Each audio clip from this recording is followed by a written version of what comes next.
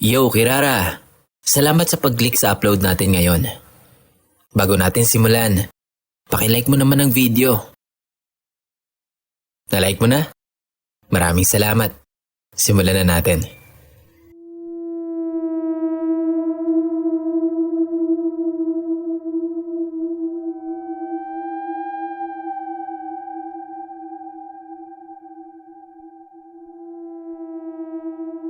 Hello Sir Kira, kumusta po? May gusto lang po sana akong i-share na karanasan ko. Nito lang ito nangyari. Siguro first week po ng March. Kaya lang, kayo na lang po sanang bahalang mag-ayos nito. Message niyo na lang po ako kung meron pa kayong hindi maintindihan. First time ko lang din po kasing magsusulat at magbabahagi ng kwento ko.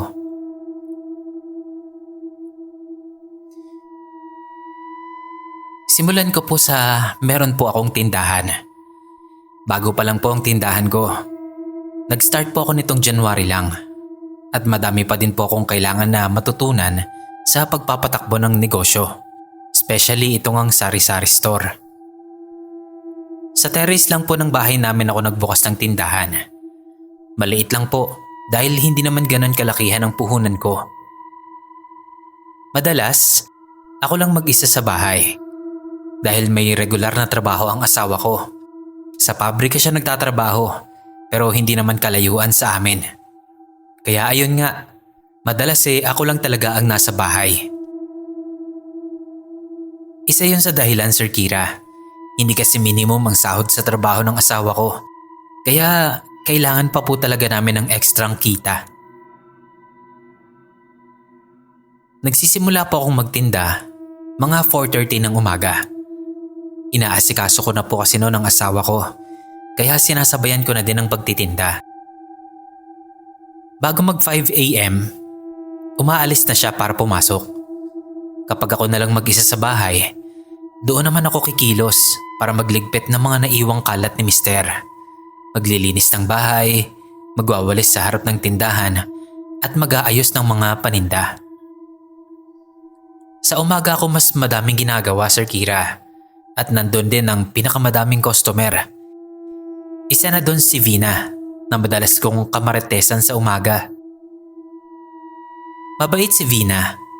Mas bata siya sa akin, siguro mga 3 taon lang. At meron na siyang 3 anak. Maaga daw kasi siyang nag-asawa at nag-anak. Pero medyo weird siya. Siya yung taong kahit magkausap kami, bigla na lang siyang matitigilan at matutulala sa akin. Kapag ganon, niyuyugyug ko siya ng mahina sa balikat. Tapos parang magugulat siya. Madalas siyang ganon sa umaga. Minsan natatanong ko siya kung okay lang ba siya. Tapos sasabihin niya naman, okay lang naman daw siya. Hindi lang daw talaga siya nakakatulog agad sa gabi. Sinabihan ko siya na maggatas sa gabi at tigilan na ang pagkakape. Biniro ko pa nga siya na hindi ko na siya pagbibilhan ng kape. Dahil ako ang natatakot para sa kanya. Sabi naman niya, hindi siya ang nagkakape, kundi ang asawa niya.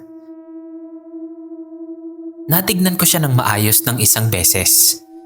Doon ko lang napagtanto na kung ikukumpara ko siya sa akin, parang mas matanda siyang tignan kumpara sa akin. Nangingitim at lubog ang mga mata niya.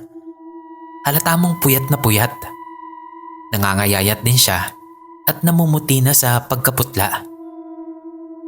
Sabi ko sa kanya, magpa-check up siya dahil para kakong hindi maganda ang lagay ng kalusugan niya. Pinarangka ko din siya na mas mukha siyang matanda kaysa sa akin. Tinawanan lang niya yon. Pero sabi niya, subukan daw niya sa center magpa-check up. Nung nagpaalam siya sa akin, pinagmamasdan ko lang siya habang papalayo sa akin. Nagtataka ako kasi gilid na gilid siya sa daan kahit wala naman siyang kasabay o makakasalubong man lang. Yun po bang para siyang may iniiwasan na makabunggo kahit wala naman talaga? Palagi ko siyang nakikita na ganon. Nakakalimutan ko lang itanong kapag magkausap na kami. At naaalala ko na lang kapag nagpapaalam na siya at ganoon nga ang ginagawa niya. Ilang araw din bago ko maalalang itanong sa kanya, Sir Kira. Nainis na lang talaga ako sa sarili ko. Kaya bigla yun pumitik sa isip ko. At itinanong ko na yun sa kanya agad habang magkausap kami ng umagang yon. Pero tinawanan lang niya ako. At sinabi niyang wala lang daw yun. Ganun lang daw talaga siya dahil nung bata daw siya, muntik na daw siyang masagasaan dahil hindi daw niya napansin na napagitna na siya sa kalsada. Hindi talaga ako naniwala sa sagot niya noon. Pero inuuhan ko na lang. Halata kasing nagsisinungaling siya. Kasi patigil-tigil yung pagsasalita niya at parang iniisip pa kung anong sasabihin. At napatunayan kong may kakaiba talaga sa kanya nitong isang beses na bumili siya sa akin ng gabi. First time pa nga yun, Sir Kira. Never siyang nabili sa akin kapag gabi na. Usually, asawa niya ang bumibili sa tindahan kapag gabi. At madalas siya sa umaga. Nung time na yon, halata mong hindi siya mapakali. Panay ang lingon niya sa likuran niya. Nagpa-load siya nun, tapos GCash. Sa sobrang weird niya, nagdoble ingat tuloy ako. Kasi baka nag-iisip na pala siya ng masama. Hindi ko tinatanggal yung paningin ko sa kanya. Kaya nung may mabilis na dumaan sa likod niya, nakita ko. Nakita ko din na para siyang nagulat na nilingon yung dumaan sa likod niya. Kaya tinanong ko siya kung sino yun. Kasi nakita ko lang na dumaan, pero di ko talaga nakita kung sino. Iniisip ko talaga nito na may kakaiba sa kanya at mukha siyang may binabalak na masama. Kaya habang nagsisend ako ng GCash, chinat ko ang asawa ko na samahan muna ako sa tindahan. Na mukhang nabasa naman niya agad, kaya lumabas siya at nakitambay sa tindahan. Sa unang tanong ko, parang hindi niya ako nadinig. Doon pa din siya nakatingin sa likod niya, kaya inulit ko. Kako, sino yon? Asawa ba niya? Tapos nagulat siyang nilingon ako. Tinanong niya ako kung may nakita daw ba akong dumaan sa likod niya. Sabi ko oo, kaso hindi ko nakita kung sino kasi ang bilis eh. Naramdaman nga daw niya na may dumaan sa likod niya, pero wala din talaga siyang nakita. Maya-maya, may dumating na 3 lalaki. Isang galing sa labasan, tapos yung 2 magkasama na galing naman sa looban. Since kilala ko yung 3, tinanong ko kung nakita o nakilala ba nila yung nakasalubong nila papunta sa tindahan. Ang sagot agad nila, wala naman daw silang nakasalubong. Siyempre nagtaka ako, kasi sigurado ko sa nakita ko eh. Tinignan ko si Vina. Meron siyang kausap sa cellphone niya kaya inasikaso ko muna yung 3 bumibili. Pagkaalis ng 3, lumapit agad sa harapan si Vina. Sinabi niyang patambay daw muna siya saglit kasi hihintayin daw niya muna yung asawa niya dahil pauwi na din daw ito. Kinabahan talaga ako nun, Sir Kira, kasi akala ko talaga meron siyang binabalak na hindi maganda. Pero nung dumating na yung asawa niya, nagpaalam naman na agad sila ng maayos at nagpasalamat pa nga. Umuo na lang ako kahit pa litong-lito ko sa nangyayari. Litong-lito, Sir Kira, kasi tinakpan ng asawa niya yung mata niya bago sila naglakad palayo. Nakita din yon ng asawa ko. Kaya nung makalayo sila, sabi agad ng asawa ko, malamang daw na nakakakita si Vina ng iba pang nilalang bukod sa tao.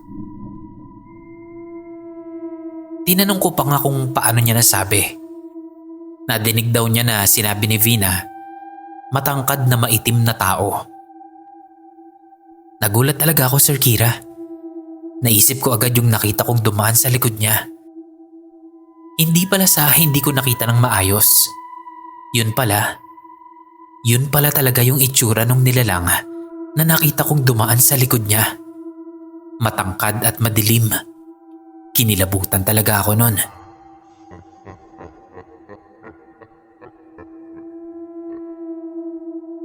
Sinabi ko agad sa asawa ko na tulungan na akong magsara ng tindahan dahil natakot na ako nun. Kinabukasan, dahil hindi yun nawala sa isip ko buong gabi, tinanong ko agad si Vina nung pumunta siya sa tindahan. At kinumpirma nga niya ang sinabi ng asawa ko. Totoong nakakakita nga siya. Ang masama daw kasi, sumasama sa kanya ang karamihan ng mga nakikita niya. Ngayon, hindi na ako nagtataka kung bakit parang palagi siyang stress. Malamang dahil sa mga nakikita niya na mga hindi pangkaraniwang tao.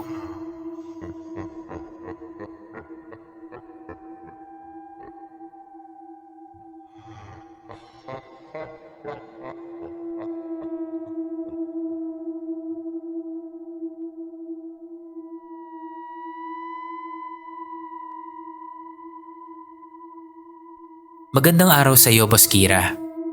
May gusto lang po akong i-share din na kwento para dito sa channel ninyo. Tawagin niyo na lang po akong Leslie. Isa po akong housewife, nanay sa umaga at gabi, at tindera naman maghapon. Sa bintana sa bahay lang po ako nagbukas ng maliit na tindahan ko. Ang ginawa ko, aasikasuhin ko muna yung dalawa kong anak sa umaga bago ko magbukas ng tindahan. Si Mr. naman ang maghahatid sundo sa kanila. Malapit lang kasi ang trabaho ni Mr. sa eskwelahan ng dalawa naming anak. Kaya kaya niyang ihatid ulit pauwi sa bahay ang mga anak namin. Pag-aalis nilang tatlo sa bahay, doon pa lang ako magbubukas ng tindahan at maglilinis-linis. Dito papasok yung mga kakatwang nangyayari sa pang-araw-araw ko. Bago ako magkaroon ng tindahan, madalas nang mangyari sa umaga merong kumakatok doon sa bintana namin. Daanan kasi ng tao yung labas ng bintana na yon. Kaya ang iniisip ko o naming mag-asawa mga bata lang na mahilig lang humawak at kumalampag ng kung ano-anong madadaanan nila. Since ako lang naman ang nakakarinig nun dahil nakaalis na ang tatlo papasok ng school at trabaho, hindi ko na lang pinapansin. Tinutuloy ko lang ang mga gawain ko sa umaga. Sa umaga lang naman kasi yun nangyayari. Pero simula nang magbukas ako ng tindahan, medyo naging abala na siya. Kasi kada may madidinig akong katok, pinupuntahan ko talaga dahil iniisip ko na may bibili sa tindahan. Pero pagdating ko, wala naman. Nung una, tolerable pa. Pero nung nagtagal, nakakainis na dahil pabalik-balik ako sa tindahan tapos wala naman palang nabili. Kaya minsan, pagkaalis ng mga anak at asawa ko, tumatambay na agad ako sa tindahan para abangan yung mga kumakatok. Pero wala. Buong maghapon talaga, naghihintay lang ako sa wala. So akala ko, wala na. Kako, baka nakaramdam o nakapag-isip ng tama. Kaya nung sumunod na araw, balik ako sa gawain ko. Nung nasa sala na ako, nagwawalis, nakarinig ako agad ng dalawang katok. Malayo pa lang ako, nagsasabi na ako ng ano. Kasi baka mainip yung bibili, lumipat pa sa ibang tindahan. Pero pagdating ko, wala na. Sinilip ko pa sa labas. Walang tao. Napaisip ako kung meron na naman bang nantitrip. O baka matagal nang kumakatok yun. Sadyang hindi ko na lang naabutan. Pabalik na sana ako sa loob. Nang meron na naman ulit dalawang katok mula sa bintana.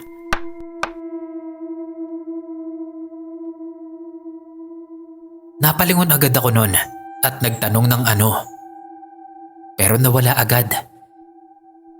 Hindi ako nag-isip ng kakaiba kasi ako lang mag-isa sa bahay nun Ayaw ko namang takutin ang sarili ko. Bumalik ako sa loob at tinapos na yung ginagawa ko sa kusina. Tapos tumambay na ulit ako sa tindahan. Nagpakabisi ako sa pagre-repack ng mga harina, asin at mantika. Pag-uwi ni Mister, may dala siyang CCTV na mukhang bumbilya.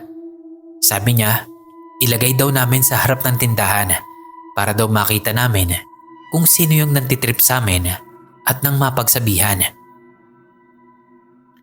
Kinabit niya agad yon nung magsara kami, nung halos wala ng taong dumadaan para walang makaalam na may CCTV na pala kami.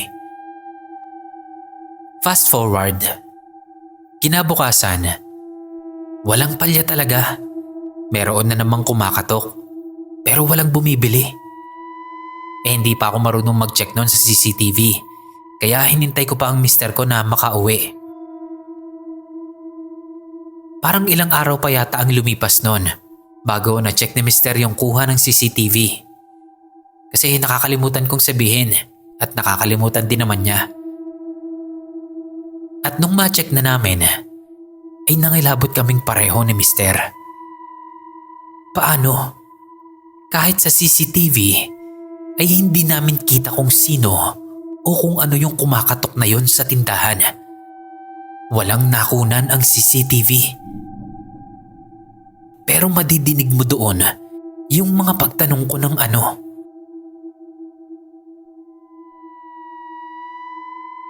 Kaya dahil doon, ipinagpasa Diyos na lang namin yon, Sir Kira, kung ano man yon. Pero ilang araw lang ang nakalipas, nalaman ko din ang dahilan. May isang beses kasi na may nagpaalam sa akin kung pwede daw siyang magtirik ng kandila. Hindi naman daw niya iiwang nakabukas. Gusto lang daw niyang magtirik at magdasal. Ihintayin din daw niyang maupos ang kandila. Paninigurado niya. So hinayaan ko na lang siya. Maya-maya, nung naghihintay na lang siyang maupos ang kandila niya, tinanong ko siya kung anong meron doon. Doon daw pala kasi naaaksidente yung anak niya. Nagiliran ng truck. Hindi na umabot sa ospital ng buhay. Nagulat ako pero hindi na ako nagkomento pa. Hinayaan ko na lang siyang magsalita. Hindi daw pala kasi nakita ng truck yung bata, kaya ganoon yung nangyari. Hindi na ako nagtanong pa at nag-condolence na lang ako sa kanya. Doon ko naisip na baka yun yung kumakatok palagi sa bintana namin tuwing umaga.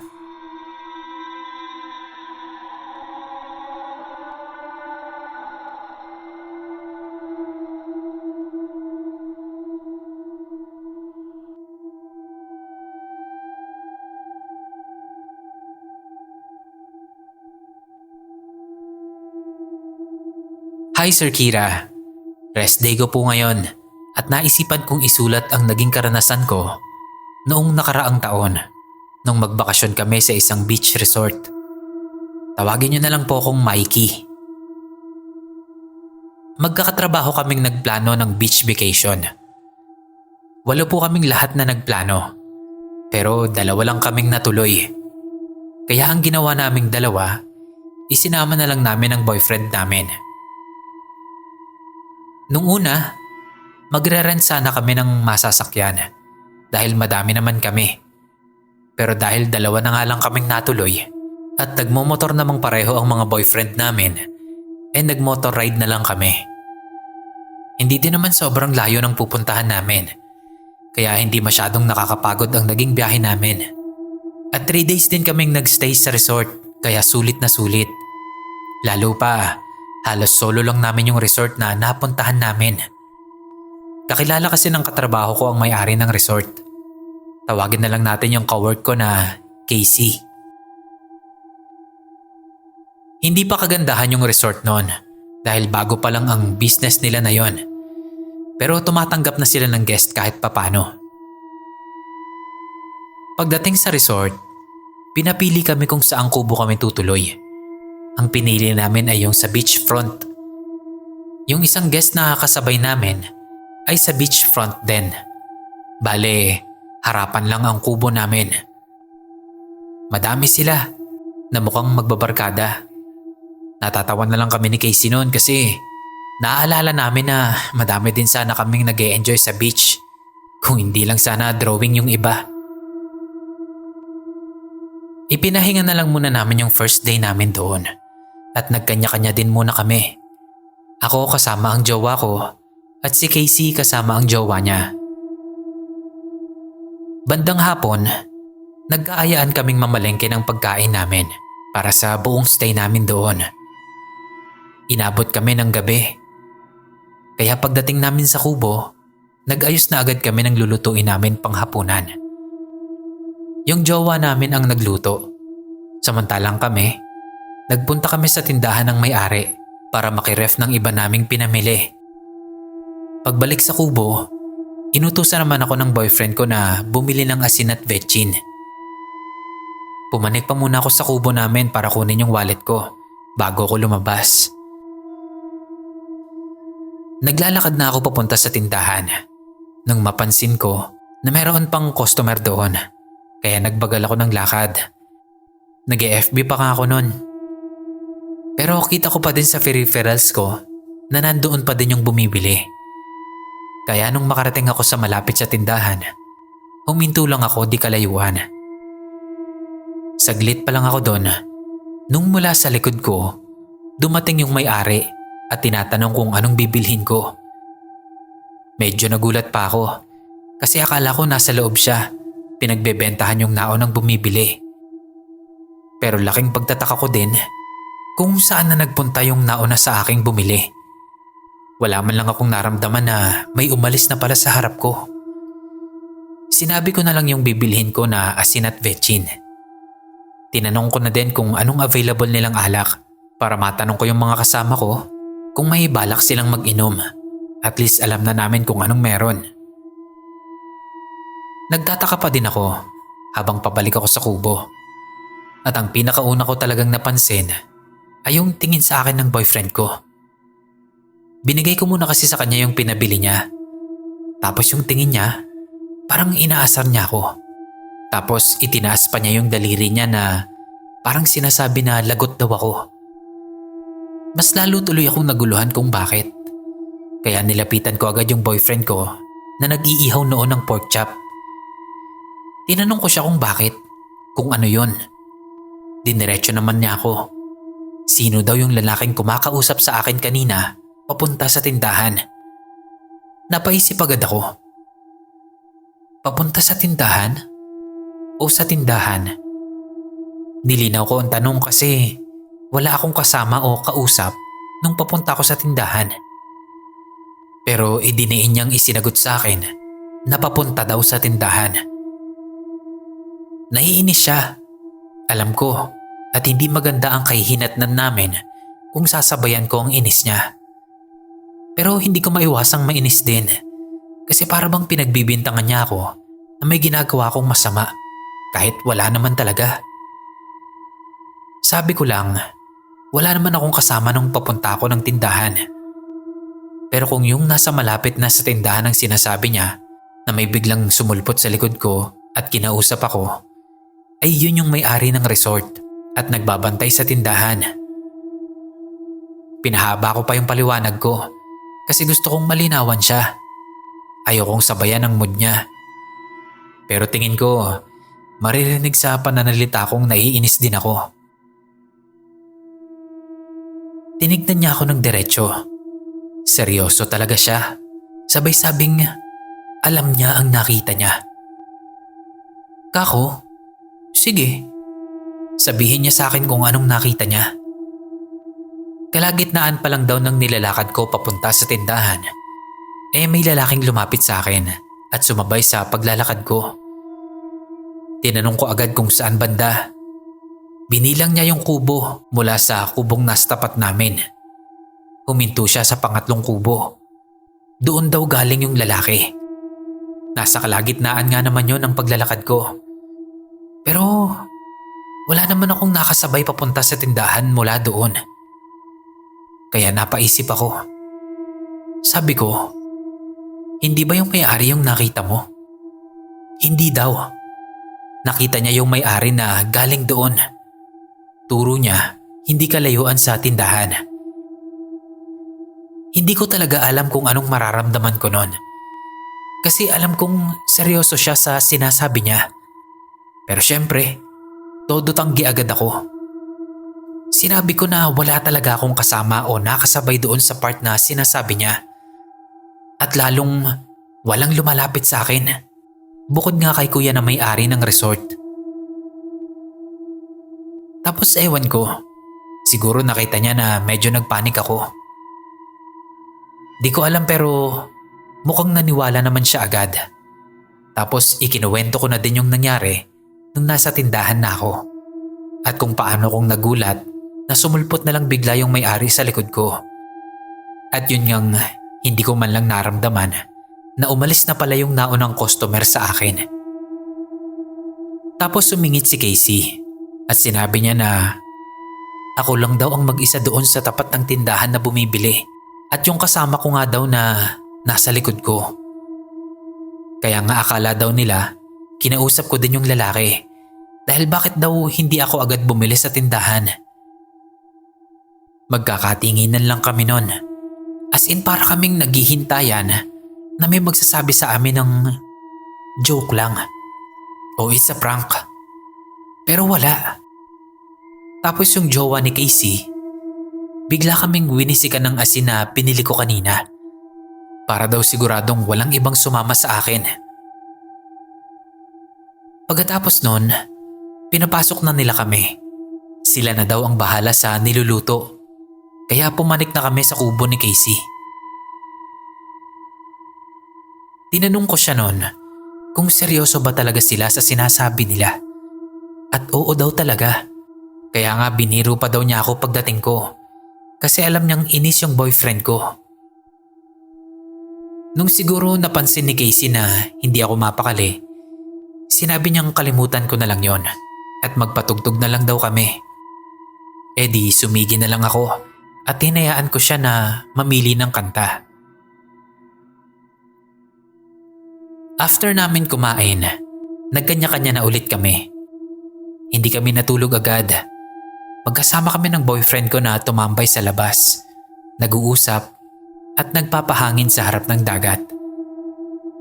Tinanong ko siya ulit kung hindi ba niya ako niloloko lang doon sa nangyari kanina. At yun nga, sabi niya hindi daw talaga. Kaya nga daw siya inis na inis kasi ang lapit daw masyado nung nasa likod ko. Napatingin ako sa kanya. Sabi ko, hindi mo man lang ako pinuntahan? Paano pala kako kung hinuhold up na pala ako nun? Sagot niya, wala naman daw kasi sa itsura kung kailangan ko ng tulong. Napatingin ako sa kanya na parang hindi ako makapaniwala sa sinasabi niya. Tapos tinawanan lang niya ako. Niyaya niya na lang akong magdasal para kung ano man daw yun ay hindi na makalapit sa amin, lalo na sa akin. Alas 11 na nang ayain niya akong bumalik sa kubo. Nakita din namin yung dalawa sa di kalayuan na pabalik na din. Tapos nun, nag-ayos na kami para matulog. Double deck yung bed namin. Kami ng boyfriend ko sa baba at sila Casey naman sa taas. Mabilis nakatulog yung boyfriend ko. Parang paghiga lang niya, naghilik agad siya. Ako, hindi pa. Hindi pa kasi ako nakakaihi. Parang naging habit ko na kasi yun sa gabi. Kahit gaano ko kaantok, hanggat hindi ako nakakaihi, hindi ako makakatulog. Kaya nag-scroll pa muna ako sa TikTok. Nung makaramdam na ako na naiihi na ako, bumangon na ako. Maingat akong lumabas para hindi ko sila magising. Paglabas ko ng kwarto, doon ko palang naalala na nasa labas nga pala yung CR ng resort. Sinilip ko pa yung boyfriend ko, pero tulog na talaga siya. Niready ko na lang yung flashlight ng cellphone ko at lumabas. Maliwanag pa naman sa labas dahil may mga ilaw naman. Yun lang sa part ng banyo ang wala. Yun pa talaga. Mabilis kong tinapos ang pag-ihi ko kasi nakakatakot yung tunog ng hangin. Alam niyo naman siguro yun, di ba? May tunog naman talaga ang hangin kapag sobrang lakas. Tapos nasa dagat pa kami kaya mas malakas yung tunog. Halos takbuhin ko na nga pabalik sa kubo kasi naalala ko lang bigla yung sinabi ng boyfriend ko sa akin na doon sa pangatlong kubo nang galing yung nakita nilang sumabay sa akin. Kundi lang ako hirap maglakad sa buhangin baka mas mabilis akong nakatakbo.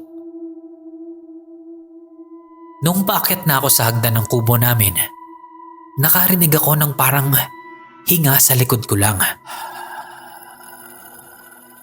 Imbis na lingunin ko, binuksan ko na lang agad yung pinto ng kubo namin. Sabay pasok at mabilis kong isinara yun. Mabilis kong pinagpag ang buhangin sa paa ko at pumasok na sa kwarto. Nahiga din ako agad. Hingal na hingal ako, pero mukhang wala namang nagising sa mga kasama ko. Nagkumot na ako at sumubok na matulog. Mukhang nakatulog naman ako, Sir Kira. Yun nga lang, kakaiba ang naging panaginip ko. Napanaginipan ko yung part na tumatakbo ako galing sa CR dahil may anino ng lalaki na humahabol sa akin. Walang ibang tao kundi ako lang. Halos katulad din ng kung paano kong tinakbo yon nung gabing lumabas ako para umihi. Pero sa panaginip ko, kita kong may humahabol talaga sa akin. Kagaya din nung gabing yon, mabilis din akong pumasok sa loob ng kubo at diretsong pumasok sa kwarto. Kinaiba lang talaga sa panaginip ko. Doon ako sa loob ng kwarto nagpagpag ng buhangin. Tapos nahiga ako at nagtalukbong ng kumot. Nandun din yung boyfriend ko. Tulog na tulog siya. Akala ko noon tapos na. Pero naramdaman ko na may umibabaw sa akin. At pilit na tinatanggal ang pagkakatalukbong ko ng kumot. Sigaw ako ng sigaw sa takot. At nung matanggal na ang kumot sa mukha ko, doon ko nakita ang maitim o parang madilim lang na nilalang. Mahirap explain pero mukha din kasi siyang anino lang, Sir Kira. Pero nahahawakan niya ako. Hinawakan niya ako sa leeg. Hindi naman niya ako sinasakal pero nakahawak siya doon. Pakiramdam ko, hindi ako makahinga. Pilit kong tinatanggal yung pagkakahawak niya sa leeg ko. Pero hindi ko magawa. Tapos yung boyfriend ko, biglang nagising. Tinulungan niya ako. Itinulak niya yung lalaking umiibabaw sa akin. Bumangon ako noon at naupo. Huminga ako ng malalim. Pagkahinga ko, doon na ako nagising. Bumangon at naupo ako at saka ko kinalma ang sarili ko. Kasi hingal na hingal ako. Napatingin ako sa boyfriend ko na parang umuungol. Maya-maya, nagdadasal na siya kahit natutulog. Kaya ginising ko siya. Mabilis naman siyang nagising. Ang lalim din ng hugot ng hininga niya paggising niya. Tapos bumangon siya. Tinanong niya ako, bakit gising pa ako? Sabi ko na lang, nagising ako sa ungol niya. Tapos sabi niya, ang pangit daw ng panaginip niya. Hindi ko na siya tinanong noon. Humiga na lang ulit kami at natulog.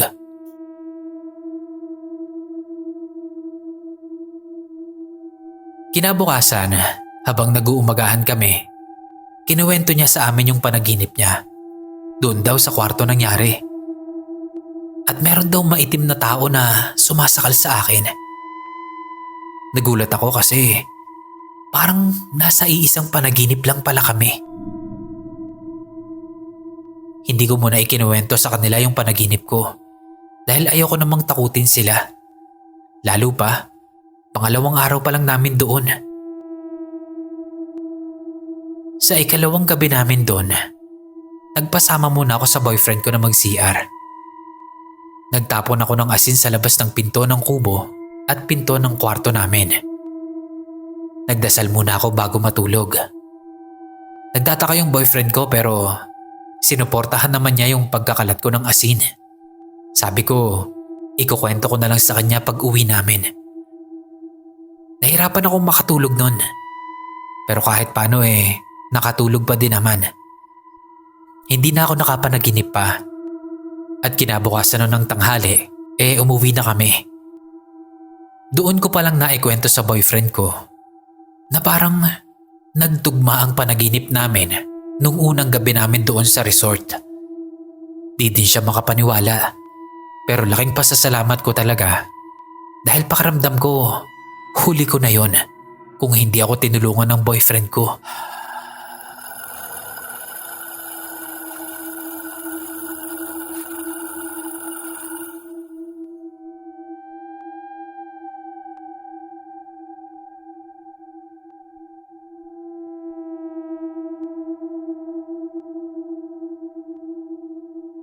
Magandang araw po.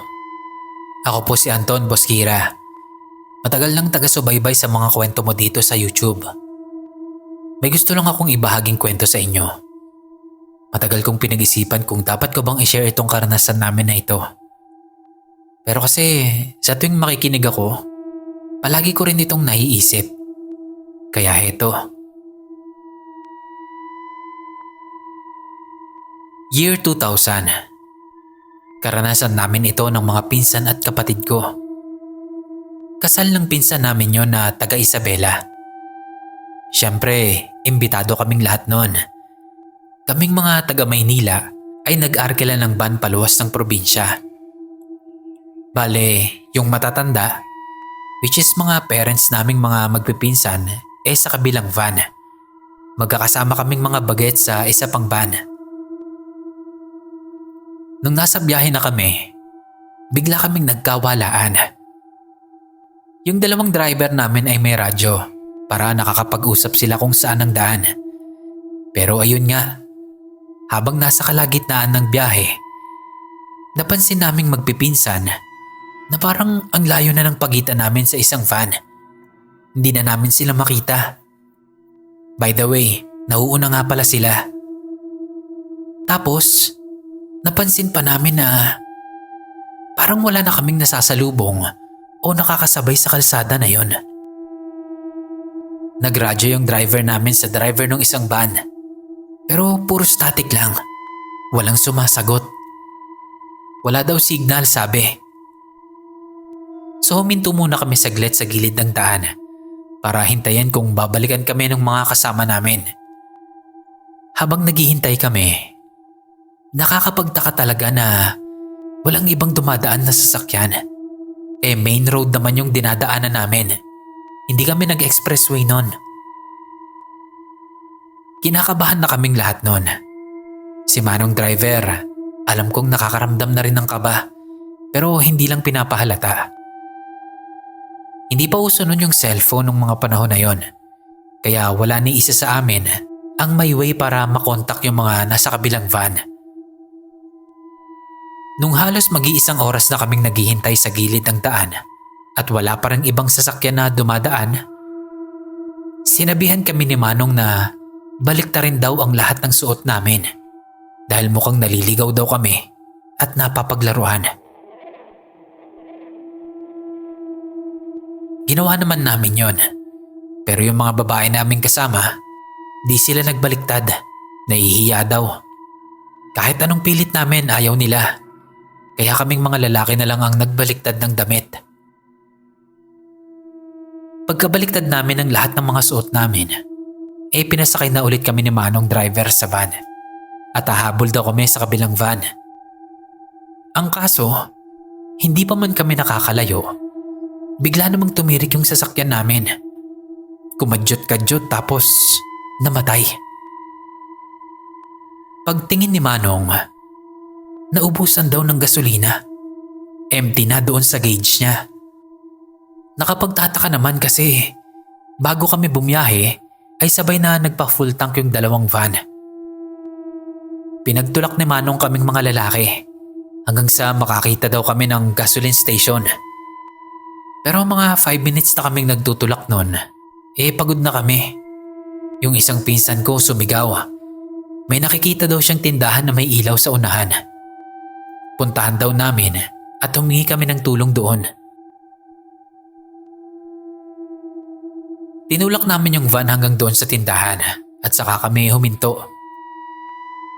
Agad din namang bumaba si Manong driver at siya na yung nakipag-usap sa matandang lalaki na nasa loob ng tindahan. Tay, magandang gabi po. May malapit bang gasolinahan dito? Naubusan kasi kami. Inilibot ng matanda yung tingin sa amin bago sumagot. Naliligaw ba kayo? Tanong nito. Oo eh. Nagkawalaan kami ng isa pa naming van na kasama. Namali ata kami ng liko. Saan ho ba ang way palabas ng MacArthur? Sabi ni Manong driver. Nako, malayo na kayo. Diretsuhin nyo yung daan na yan. Palabas ang tumbok niyan.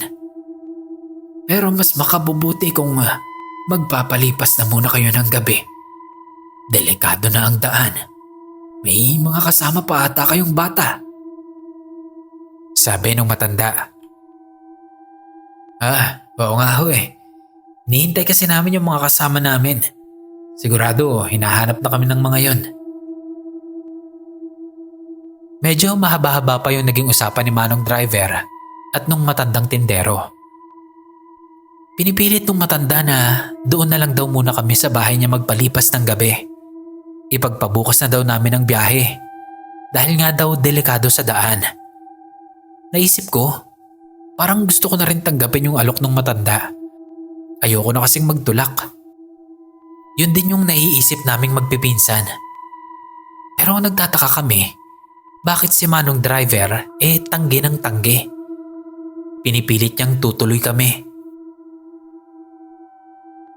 Bumili ng yosi si Manong, tapos sa kanya ako tinawag. Binulungan niya ako. Nasabihan ko daw yung mga babae sa loob na magbaliktad na ng mga suot nila habang nasa labas pa kaming mga lalaki. Nasa wakas ginawa din naman nila. Maya-maya, bigla namang umulan. Umuulan na. Mas delikado kung tutuloy pa kayo. Dumito na muna kayo. Muling sabi ng matanda. Pero lalong nagpilit si Manong driver na makaalis kami. Pinisilip niya sa akin kung tapos na yung mga babae. Pagkatapos, pinasakay niya na kami ng sasakyan.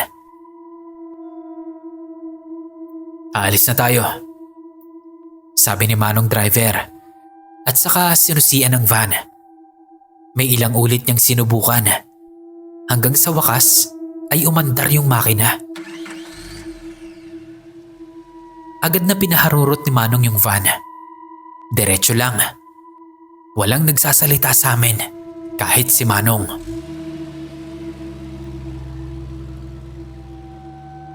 Sa di kalayuan sa unahan namin, ay may nakita kaming dalawang malalaking itim na aso.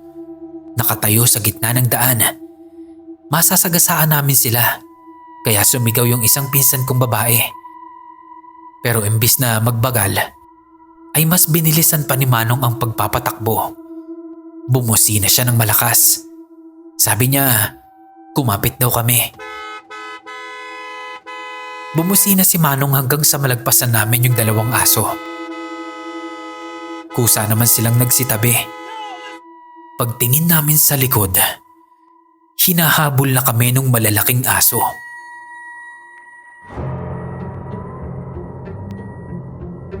Ang bibilis nilang tumakbo, parang hindi pangkaraniwang aso. Napasigaw na rin ako noon kasi ang dami ng asong humahabol sa amin. Nasa 6 o 5 ata yun. Nagiiyakan na yung mga pinsan kong babae. Tinatawag yung mga mama nila. Sumigaw si Manong na huwag kaming maingay dahil lalo kaming hahabulin ng mga aso na yon dahil naaamoy ng mga ito ang takot namin. May ilan pang aso ang humarang sa gitna ng daan. Pero hindi nagbagal si Manong. Diretso lang siya. Pero nagulat kaming lahat nung madaanan ulit namin yung tindahan na hinintuan namin kanina. Natakot na kaming lahat nun kasi iba na talaga yung nangyayari.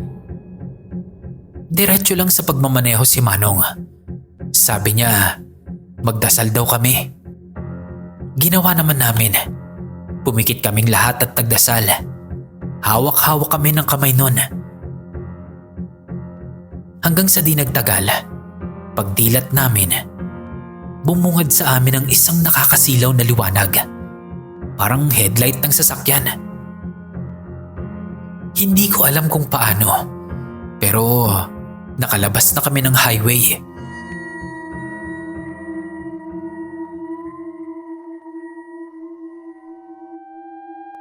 Pero diretso pa rin si Manong. Huminto lang kami nung may madaanan na kaming gasoline station. Doon palang nagkwento si Manong. Sabi niya, una pa lang daw, napansin niya na may kakaiba sa matanda. Hindi daw makatingin ng diretso sa mga mata niya. Panay daw ang tingin sa mga bata. Tapos ang sabi daw nito mag-isa lang daw siya doon. Pero nakikita daw ni Manong na may mga aninong gumagalaw-galaw at padaan-daan sa likod ng stante sa likod ng matanda. So alam niya na nagsisinungaling ito. Kaya daw hindi siya pumayag na magpapalipas kami ng gabi sa bahay nito.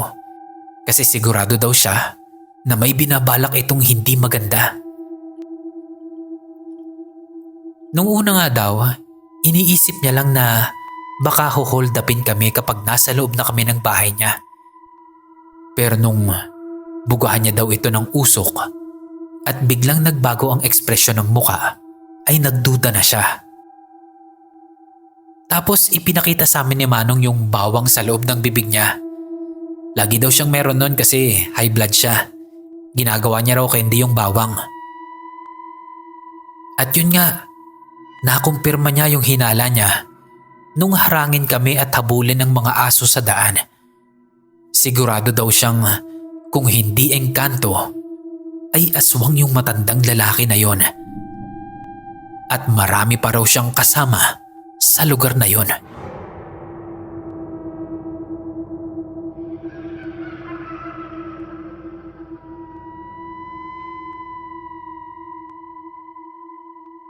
Hindi rin niya alam kung paanong nangyari na diretso lang yung daan, pero 3 beses pa naming nadaanan yung tindahan ng matanda.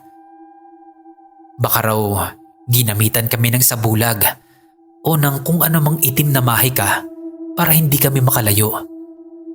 Malaking tulong daw yung pagbabaliktad namin ng damit at yung dasal namin. Grabe yung takot namin nung ma-realize namin na muntik na pala kaming maging hapunan ng kung anumang mga kampon ng dilim yung mga yon.